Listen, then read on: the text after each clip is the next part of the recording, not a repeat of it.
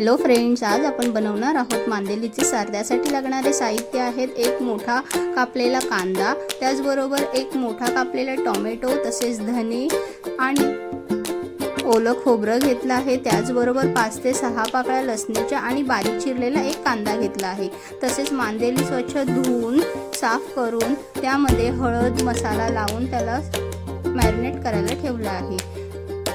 आता आपण वाटप बनवून घेऊ। त्यासाठी आपल्याला बारीक चिरलेला कांदा वाटपासाठी वापरायचा नाही, तर आपण आता मोठा चिरलेला कांदा, तसेच टोमॅटो, खोबरं, धने आणि लसूण हे सगळे साहित्य मिक्सरला टाकून घेऊयात।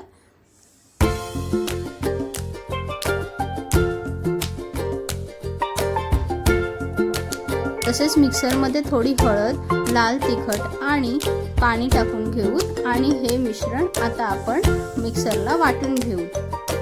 अशा प्रकारे सार बनवण्यासाठी लागणारे वाटण आता आपले रेडी आहे। मांदेलीचे सार बनवण्यासाठी एका भांड्यात आता आपण तेल गरम करून घेऊयात। त्यामध्ये जो बारीक चिरलेला आपण कांदा ठेवला होता तो टाकून घेऊयात आणि लालसर होईपर्यंत चांगला परतून घेऊयात। लालसर झालेल्या कांद्यामध्ये आपण आता वाटण टाकून घेऊयात आणि चांगले ढवळून एकजीव करून घेऊ।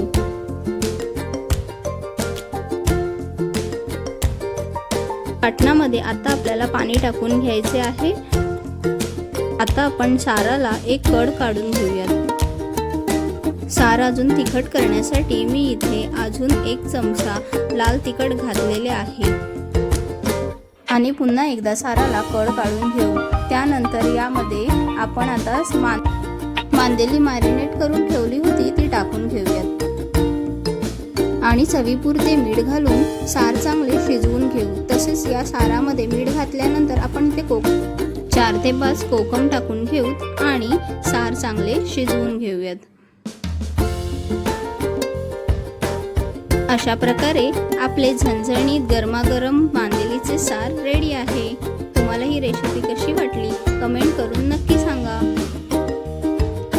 तसेच कविता नेरुरकर या YouTube चॅनलला लाईक, शेअर आणि सबस्क्राईब करायला विसरू नका।